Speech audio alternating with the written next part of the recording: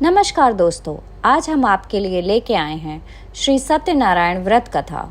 उम्मीद करते हैं कि आपको हमारा यह लेख पसंद आएगा।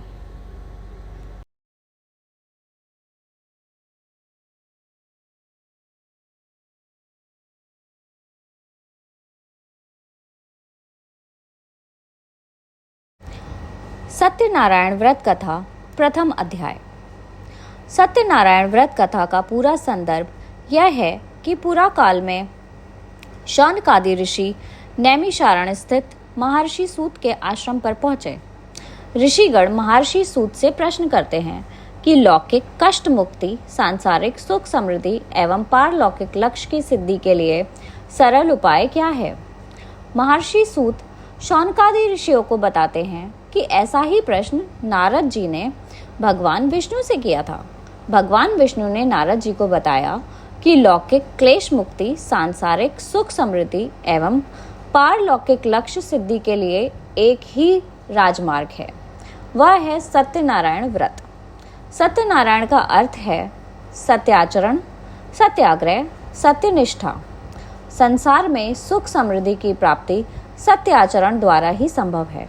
सत्य ही ईश्वर है। सत्याचरण का अर्थ है हे ईश्वराधना, भगवत पूजा। कथा का प्रारंभ सूत जी द्वारा कथा सुनाने से होता है। नारद जी भगवान श्री विष्णु के पास जाकर उनकी स्तुति करते हैं।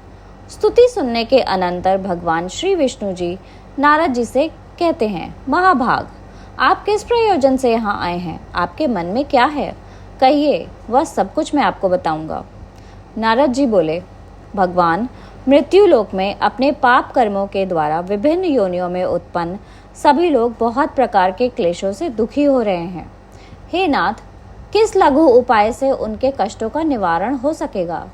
यदि आपकी मेरे ऊपर कृपा हो तो वह सब मैं सुनना चाहता हूँ, उसे बताएं। श्री भगवान ने कहा, हे वत्स, संसार के ऊपर अनुग्रह करने की इच्छा से आपने बहुत अच्छी बात पूछी है। जिस व्रत के करने से प्राणी मोह से मुक्त हो जाता है, उसे आपको मैं बताता हूँ, सुने। हे वत्स, स्वर्ग और मृत्यु लोक में दुर्लभ भगवान सत्यनारायण का एक महान पुण्यप्रद व्रत है। आपके स्नेह के कारण इस समय मैं उसे कह रहा हूँ। अच्छी प्रकार विधि विधान से भगवान सत्यनारायण व्रत करके मनुष्य शीघ्र ही सुख प्राप्त कर परलोक में मोक्ष प्राप्त कर सकता है। भगवान की ऐसी वाणी सुनकर नारद मुनि ने कहा, प्रभो, इस व्रत को करने का क्या फल मिलेगा? इसका विधान क्या है? इस व्रत को किसने किया और इसे कब करना चाहिए? यह सब विस्तार पूर्वक बतलाइए। श्री भगवान ने कहा, यह सत्यनारायण व्रत दुख शोक आदि का शमन करने वाला, धन धान्य की वृद्धि करने वाला, सौभाग्य और संतान देने वाला तथा सर्वत्र विजय प्रदान करने वाला है। जिस किसी भी दिन भक्ति और श्रद्धा से समन्वित होकर मनुष्य ब्राह्मणों और बंधु बांधवों के साथ धर्म में तत्पर होकर सायंकाल भगवान सत्यनारायण की पूजा करे, नैवेद्य के रूप में उत्तम कोटि की भोजनीय पदार्थ को सवाया मात्र में भक्ति पूर्वक अर्पित करना चाहिए। केले के फल, घी, दूध, गेहूं का चूर्ण अथवा गेहूं का चूर्ण के अभाव में साठी चावल का चूर्ण, शक्कर या गुड़, यह सब भक्ष्य सामग्री सवाया मात्र में एकत्र कर निवेदित करनी चाहिए। बंधु बांधवों के साथ श्री सत्यनारायण भगवान की कथा सुनकर दक्षिणा देनी चाहिए। तदंतर बंधुओं के साथ भोजन कराना चाहिए। भक्ति पूर्वक प्रसाद ग्रहण करके नृत्य गीत आदि का आयोजन करना चाहिए। तदंतर भगवान सत्यनारायण का स्मरण करते हुए अपने घर जाना चाहिए। ऐसा करने से मनुष्यों की अभिलाषा अवश्य पूर्ण होती है। विशेष रूप से कलयुग में पृथ्वी लोक में यह सबसे छोटा उपाय है।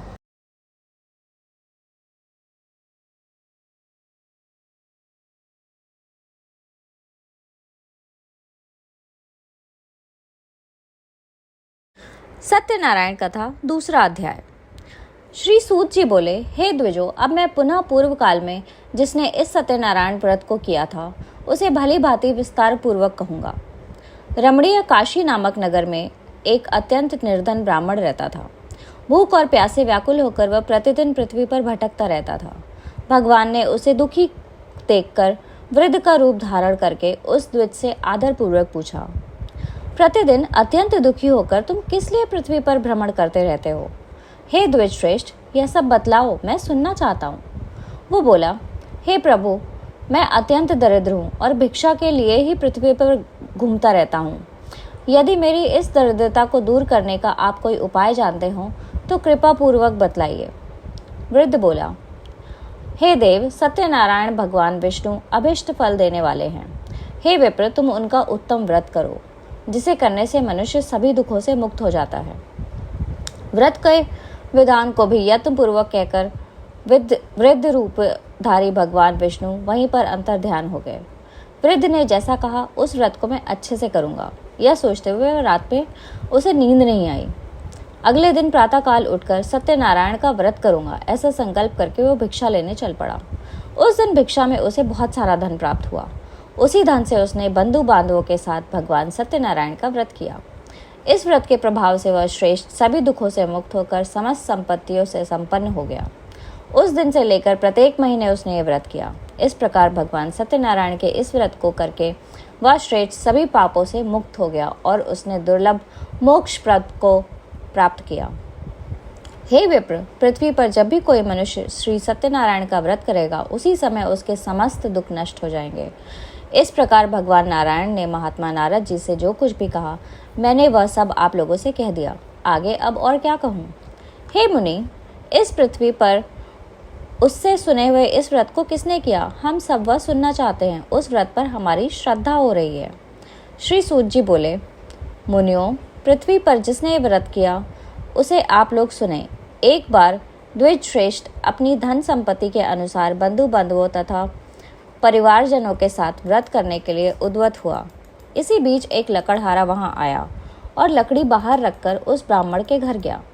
प्यास से व्याकुल होकर वह उस व्रत को करता हुआ देखकर प्रणाम करके उससे बोला, प्रभु, आप ये क्या कर रहे हैं? इससे करने से क्या फल मिलता है? विस्तार पूर्वक मुझसे कहिए। विप्र ने कहा, हे, यह सत्यनारायण का व्रत है जो सभी मनोरथों को प्रदान करने वाला है। उसी के प्रभाव से आज मेरे पास धन धान्य है। जल पीकर तथा प्रसाद ग्रहण करके वह नगर को चला गया। सत्यनारायण देव के लिए मन में ऐसा सोचने लगा कि आज लकड़ी बेचकर जो भी धन मिलेगा मैं उससे आज भगवान सत्यनारायण का श्रेष्ठ व्रत करूंगा। इस प्रकार मन से चिंतन करता हुआ लकड़ी को मस्तक पर रखकर वह सुंदर नगर में गया जहां धन संपन्न लोग रहते थे। उस दिन उसने लकड़ी का दुगना मूल्य प्राप्त किया। इसके बाद प्रसन्न होकर वह पके हुए केले का फल, शर्करा, घी, दूध और गेहूं का चूर सवाया मात्र में लेकर अपने घर आया। तत्पश्चात उसने अपने बांधवों को बुलाकर विधि विधान से भगवान श्री सत्यनारायण का व्रत किया। उस व्रत के प्रभाव से वह धन पुत्र से संपन्न हो गया और इस लोक में अनेक सुखों का उपभोग कर अंत में सत्यपुर अर्थात बैकुंठ लोक चला गया।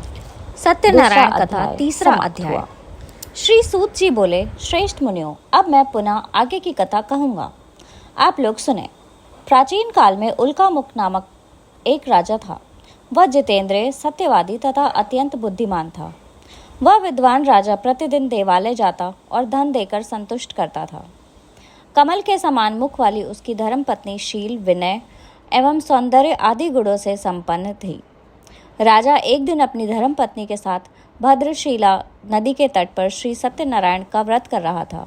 उसी समय व्यापार के अनेक प्रकार की पुष्कल धन राशि से संपन्न एक साधु नाम का बनिया वहां आया। भद्रशिला नदी के तट पर नाव को स्थापित कर वह राजा के समीप गया और राजा को उस व्रत में दीक्षित देकर विनय पूर्वक पूछने लगा। साधु ने कहा, राजन, आप भक्ति युक्त चित्त से यह क्या कर रहे हैं? कृपया वह सब बताइए, मैं इस समय ये सुनना चाहता हूँ।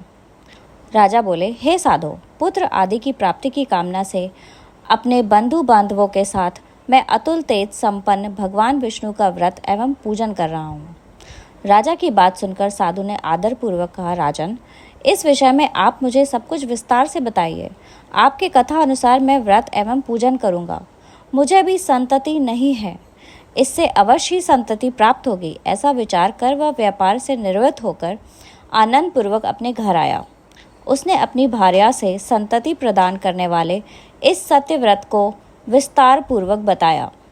तथा जब मुझे संतति प्राप्त होगी तब मैं इसे व्रत को करूँगा। इस प्रकार उस साधु ने अपनी भार्या लीलावती से कहा। एक दिन उसकी लीलावती नाम की सती साध्वी भार्या पति के साथ आनंद चित्त से ऋतुकालीन धर्माचरण में प्रवृत्त हुई और भगवान श्री सत्यनारायण की कृपा से उसकी वह भार्या गर्भिणी हुई। 10वें महीने में उसे कन्या रत्न की उत्पत्ति हुई और वह शुक्ल पक्ष के चंद्रमा की भांति दिन प्रतिदिन बढ़ने लगी। उस कन्या का कलावती नाम रखा। इसके बाद एक दिन लीलावती ने अपने स्वामी से मधुर वाणी में कहा, आप पूर्व में संकल्पित श्री सत्यनारायण के व्रत को क्यों नहीं कर रहे हैं? साधु बोला, प्रिय, इसके विवाह के समय व्रत करूंगा। इस प्रकार अपनी पत्नी को भली भांति आश्वस्त कर वह व्यापार के लिए नगर की ओर चला गया। इधर कन्या कलावती पिता के घर में बढ़ने लगी। तदंतर धर्मज्ञ साधु के नगर में सखियों के साथ क्रीड़ा करती हुई अपनी कन्या के विवाह योग्य देखकर आपस में मंत्रणा करके कन्या विवाह के लिए श्रेष्ठ वर का अन्वेषण करो, ऐसा दूत से कहकर शीघ्र ही उसे भेज दिया। उसकी आज्ञा पाकर दूत कांचन नामक नगर में गए और वहां से एक वाड़िक के पुत्र को ले आए।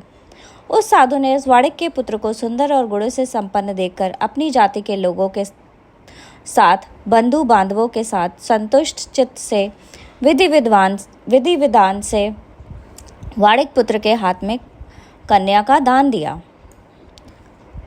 उस समय वह साधु बनिया दुर्भाग्यवश भगवान का वह उत्तम व्रत फिर से भूल गया। पूर्व संकल्प के अनुसार विवाह के समय व्रत न करने के कारण भगवान उस पर रुष्ट हो गए। कुछ समय के पश्चात अपने व्यापार कर्म में कुशल व साधु बनिया काल के प्रेरणा से अपने दामाद के साथ व्यापार करने के लिए समुद्र के समीप स्थित रत्नासरपुर नामक सुंदर नगर में गया और अपने श्री संपन्न दामाद के साथ वहां व्यापार करने लगा। उसके बाद वे दोनों राजा चंद्रकेतु के रमणीय उस नगर में गए। उसी समय भगवान श्री सत्यनारायण ने उसे भ्रष्ट प्रतिज्ञा देखकर इसे दारुण कठिन और महान दुख प्राप्त होगा यह शाप दे दिया। एक दिन एक चोर राजा चंद्रकेतु को धन को चुराकर वहीं आया जहां दोनों वाड़िक स्थित थे। वह अपने पीछे दौड़ते हुए दूतों को देखकर भयभीत हो गए और धन वहीं छोड़कर शीघ्र ही छिप गए। इसके बाद राजा के दूत वहां आ पहुंचे जहां साधु वाड़िक था।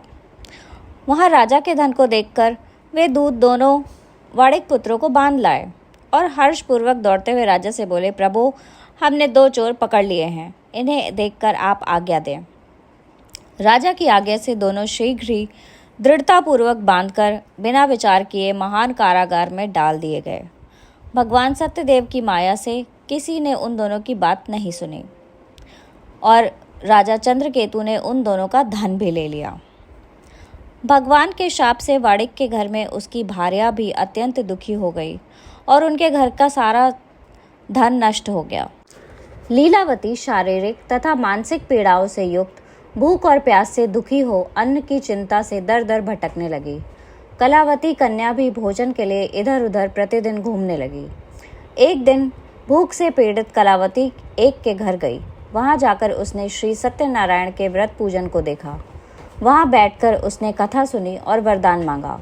उसके बाद प्रसाद ग्रहण करके वह कुछ रात होने पर घर गई। माता ने कलावती कन्या से प्रेम पूर्वक पूछा, पुत्री, रात में तू कहाँ रुक गई थी? तुम्हारे मन में क्या है? कलावती कन्या ने तुरंत माता से कहा, माँ, मैं एक घर में मनोरथ प्रदान करने वाला व्रत देखा है। कन्या की उस बात को सुनकर वह वाड़िक की भार्या व्रत करने से उद्वत हुई और प्रसन्न मन से उस साध्वी ने बंधु बांधवों के साथ भगवान श्री सत्यनारायण का व्रत किया तथा इस प्रकार प्रार्थना की, भगवान, आप हमारे पति एवं जमाता के अपराध को क्षमा करें। वे दोनों अपने घर शीघ्र आ जाएं। इस व्रत से भगवान सत्यनारायण पुनः संतुष्ट हो गए तथा उन्होंने नृपश्रेष्ठ चंद्रकेतु को स्वप्न दिखाया और स्वप्न ने कहा, नृपश्रेष्ठ, प्रातःकाल दोनों वाड़िकों को छोड़ दो और वह सारा धन भी दे दो जो तुमने इनसे इस समय ले लिया है, अन्यथा राज्य, धन एवं पुत्र सहित तुम्हारा सर्वनाश कर दूंगा। राजा के स्वप्न में ऐसा कहकर भगवान सत्यनारायण अंतर्ध्यान हो गए। इसके बाद प्रातःकाल राजा ने अपने सभासदों के साथ बैठकर अपना स्वप्न लोगों को बताया और कहा, दोनों बंदी वाड़िक पुत्रों को शीघ्र ही मुक्त कर दो। राजा की ऐसी बात सुनकर वे राजपुरुष दोनों महाजनों को बंधन मुक्त करके राजा के सामने लाकर विनय पूर्वक बोले, महाराज, बेड़ी बंधन से मुक्त करके दोनों वाड़िक पुत्र लाए गए हैं। इसके बाद दोनों महाजन नृपश्रेष्ठ चंद्रकेतु को प्रणाम करके अपने पूर्व वृतांत का स्मरण करते हुए भयविहीन हो गए और कुछ बोल न सके। राजा ने वाड़िक पुत्रों को देखकर आदरपूर्वक कहा, आप लोगों को प्रारब्धवश या महान दुख प्राप्त हुआ है। इस समय अब कोई भय नहीं है। ऐसा कहकर उनकी बेड़ी खुलवाकर शौर कर्म आदि कराया। राजा ने वस्त्र अलंकार देकर उन दोनों वाड़िक पुत्रों को संतुष्ट किया तथा सामने बुलाकर वाड़ी द्वारा अत्यधिक आनंदित किया। पहले जो धन लिया था उसे दुगना करके दे दिया। उसके बाद राजा ने पुनः उनसे कहा, साधो, अब आप अपने घर को जाएं। राजा को प्रणाम करके आपकी कृपा से हम जा रहे हैं। ऐसा कहकर उन दोनों महावैश्यों ने अपने घर की ओर प्रस्थान किया।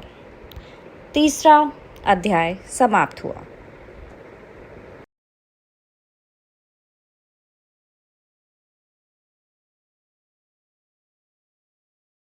सत्यनारायण कथा चौथा अध्याय। श्री सूत जी बोले, साधु बनिया मंगलाचरण कर और ब्राह्मणों को धन देकर अपने नगर के लिए चल पड़ा। साधु के कुछ दूर जाने पर भगवान सत्यनारायण की उसकी सत्यता की परीक्षा के विषय में जिज्ञासा हुई। साधो, तुम्हारी नाव में क्या भरा है?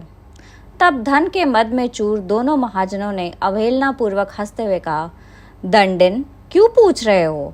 क्या कुछ द्रव्य लेने की इच्छा है? हमारी नाव में तो लता और पत्ते आदि भरे हैं।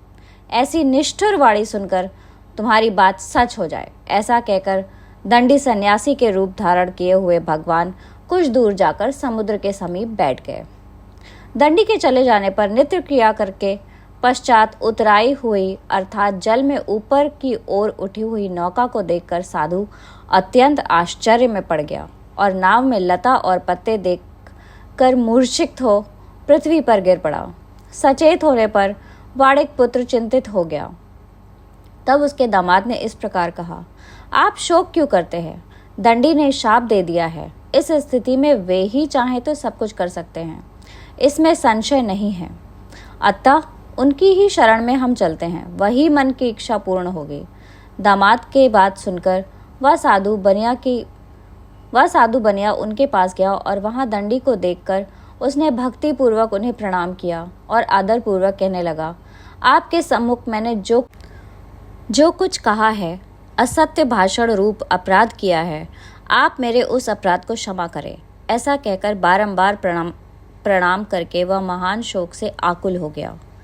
दंडी ने उसे रोता हुआ देखकर कहा, हे मूर्ख, रो मत, मेरी बात सुनो। मेरी पूजा से उदासीन होने के कारण तथा मेरी आज्ञा से ही तुमने बारंबार दुख प्राप्त किया है। भगवान की ऐसी वाणी सुनकर वह उनकी स्तुति करने लगा। साधु ने कहा, हे प्रभु, यह आश्चर्य की बात है कि आपकी माया से मोहित होने के कारण ब्रह्मा आदि देवता भी आपके गुणों और रूपों को यथावत रूप से नहीं जान पाते। फिर मैं मूर्ख आपकी माया से मोहित होने के कारण कैसे जान सकता हूँ? आप प्रसन्न हो, मैं अपनी धन संपत्ति के अनुसार आपकी पूजा करूँगा। मैं आपकी शरण में आया हूँ। मेरी जो नौका में स्थित पूरा धन था उसकी तथा मेरी रक्षा करे। उस बनिया की भक्ति युक्त वाणी सुनकर भगवान जनार्दन संतुष्ट हो गए।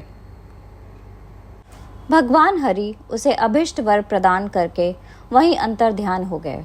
उसके बाद वह साधु अपनी नौका में चढ़ा और उसे धन धान्य से परिपूर्ण देखकर भगवान सत्यदेव की कृपा से हमारा मनोरथ सफल हो गया। ऐसा कहकर स्वजनों के साथ उसने भगवान की विधिवत पूजा की। भगवान श्री सत्यनारायण की कृपा से वह आनंद से परिपूर्ण हो गया और नाव को प्रयत्न पूर्वक संभाल कर उसे अपने देश के लिए प्रस्थान किया। साधु बनिया ने अपने दामाद से कहा, वह देखो, मेरी रत्नापुरी नगरी दिखाई दे रही है। इसके बाद उसने अपने धन की रक्षक दूत को अपने आगमन का समाचार देने के लिए अपनी नगरी में भेजा। उसके बाद उस दूत ने नगर में जाकर साधु की भार्या को हाथ जोड़कर प्रणाम किया तथा उसके लिए अभिष्ट बात कही। सेठ जी अपने दामाद तथा बंधु वर्गों के साथ बहुत सारे धन धान्य से संपन्न होकर नगर के निकट पधार गए हैं। दूत के मुख से यह बात सुनकर वह महान आनंद से विहल हो गई और उस साध्वी ने श्री सत्यनारायण की पूजा करके अपनी पुत्री से कहा, मैं साधु के दर्शन के लिए जा रही हूँ, तुम शीघ्र आओ। माता का ऐसा वचन सुनकर व्रत को समाप्त करके प्रसाद का परित्याग कर वह कलावती भी अपने पति का दर्शन करने के लिए चल पड़ी। इससे भगवान सत्यनारायण रुष्ट हो गए और उन्होंने उसके पति को तथा नौका को धन के साथ हरण करके जल में डुबो दिया। इसके बाद कलावती कन्या अपने पति को ना देखकर महान शोक से रुदन करते हुए पृथ्वी पर गिर पड़ी।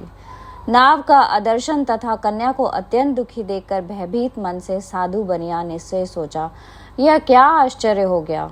नाव का संचालन करने वाले भी सभी चिंतित हो गए। तदंतर वह लीलावती भी कन्या को देखकर विहल हो गई और अत्यंत दुख से विलाप करते हुए अपने पति से इस प्रकार बोली, अभी अभी नौका के साथ वह कैसे अलिक्षित हो गए। न जाने किस देवता की उपेक्षा से वह नौका हरण कर ली गई, अथवा श्री सत्यनारायण का महात्म्य कौन जान सकता है। ऐसा कहकर वह स्वजनों के साथ विलाप करने लगी और कलावती कन्या को गोद में लेकर रोने लगी। कलावती कन्या भी अपने पति के नष्ट हो जाने पर दुखी हो गई और पति की पादुका लेकर उनका अनुगमन करने के लिए अपने मन में निश्चय कर लिया। कन्या के इस प्रकार के आचरण को देख भार्या सहित वह धर्माज्ञ साधु बनिया अत्यंत शोक संपत्त हो गया और सोचने लगा, या तो भगवान सत्यनारायण ने यह अपहरण किया है अथवा हम सभी भगवान सत्यदेव की माया से मोहित हो गए हैं। अपनी धन शक्ति के अनुसार मैं भगवान श्री सत्यनारायण की पूजा करूंगा। सभी को बुलाकर इस प्रकार कहकर उसने अपने मन की इच्छा प्रकट की और बारंबार भगवान सत्यदेव को दंडवत प्रणाम किया। इससे दीनों के परिपालक भगवान सत्यदेव प्रसन्न हो गए। भक्त वत्सल भगवान ने कृपा पूर्वक कहा, तुम्हारी कन्या प्रसाद छोड़कर अपने पति को देखने चली आई। निश्चय ही इसी कारण उसका पति अदृश्य हो गया है। यदि घर जाकर प्रसाद ग्रहण करके वह पुनः आए तो साधु बनिया तुम्हारी पुत्री पति को प्राप्त करेगी, इसमें संशय नहीं है। कन्या कलावती भी आकाश मंडल से ऐसी वाणी सुनकर शीघ्र ही घर गई और उसने प्रसाद ग्रहण किया। पुनः आकर स्वजनों तथा पति को देखा। तब कलावती कन्या ने अपने पिता से कहा, अब तो घर चले, विलंब क्यों कर रहे हैं।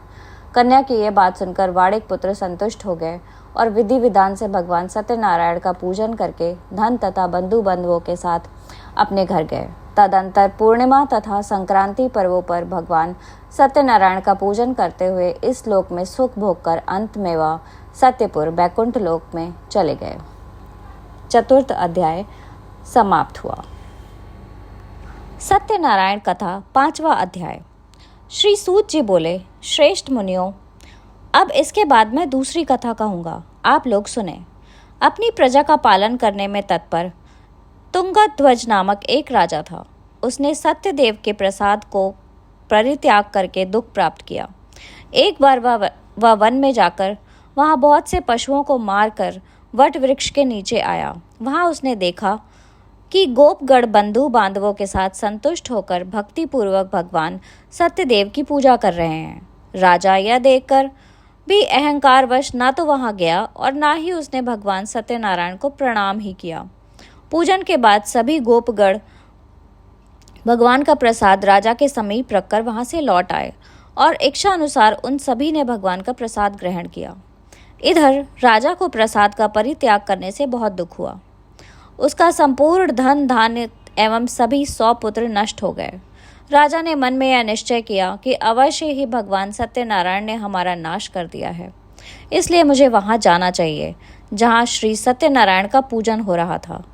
ऐसा मन में निश्चय करके वह राजा गोपगढ़ों के समीप गया और उसने गोपगढ़ों के साथ भक्ति श्रद्धा से युक्त होकर विधि पूर्वक भगवान सत्यदेव की पूजा की। भगवान सत्यदेव की कृपा से वह पुनः धन और पुत्रों से संपन्न हो गया तथा इस लोक में सभी सुखों का उपभोग कर अंत में सत्यपुर वैकुंठ लोक को प्राप्त हुआ। श्री सूत जी कहते हैं, जो व्यक्ति इस दुर्लभ श्री सत्यनारायण के व्रत को करता है और पुण्यमणि तथा फल प्रदायिनी भगवान की कथा को भक्ति युक्त होकर सुनता है, उसे भगवान सत्यनारायण की कृपा से धन धान्य आदि की प्राप्ति होती है। दरिद्र धनवान हो जाता है, बंधन में पड़ा हुआ बंधन से मुक्त हो जाता है, डरा हुआ व्यक्ति भय मुक्त हो जाता है। यह सत्य बात है, इसमें संशय नहीं है। इस लोक में भी वही सभी इप्सित फलों का भोग प्राप्त करके अंत में सत्यपुर वैकुंठ लोक को जाता है। इस प्रकार मैंने आप लोगों से भगवान सत्यनारायण के व्रत को कहा, जिसे करके मनुष्य सभी दुखों से मुक्त हो जाता है। कलयुग में तो भगवान सत्यदेव की पूजा विशेष फल प्रदान करने वाली है। भगवान विष्णु को कुछ लोग काल, कुछ लोग सत्य, कोई ईश और कोई सत्यदेव तथा दूसरे लोग सत्यनारायण नाम से कहेंगे। अनेक रूप धारण करके भगवान सत्यनारायण सभी का मनोरथ सिद्ध करते हैं। कलयुग में सनातन भगवान विष्णु ही सत्यव्रत रूप धारण करके सभी का मनोरथ पूर्ण करने वाले होंगे। हे श्रेष्ठ मुनियों, जो व्यक्ति नित्य भगवान सत्यनारायण की इस व्रत कथा को पढ़ता है, सुनता है, भगवान सत्यनारायण की कृपा से उसके सभी पाप नष्ट हो जाते हैं। हे मुनीश्वरों, पूर्व काल में जिन लोगों ने भगवान सत्यनारायण का व्रत किया था, उसके अगले जन्म का वृतांत कहता हूँ, आप लोग सुने। महान प्रज्ञा संपन्न सत्यनारायण व्रत को करने से प्रभाव से दूसरे जन्म में सुदामा हुए और उस जन्म में भगवान श्री कृष्ण का ध्यान करके उन्होंने मोक्ष प्राप्त किया। लकड़हारा भिल्ल गुहों का राजा हुआ और अगले जन्म में उसने भगवान श्री राम की सेवा करके मोक्ष प्राप्त किया। महाराज उल्का मुख दूसरे जन्म में राजा दशरथ हुए, जिन्होंने श्री रंगनाथ जी के पूजा करके अंत में वैकुंठ प्राप्त किया। इसी प्रकार धार्मिक और सत्यव्रती साधु पिछले जन्म के सत्यव्रत के प्रभाव से दूसरे जन्म में मोराध्वज नामक राजा हुआ।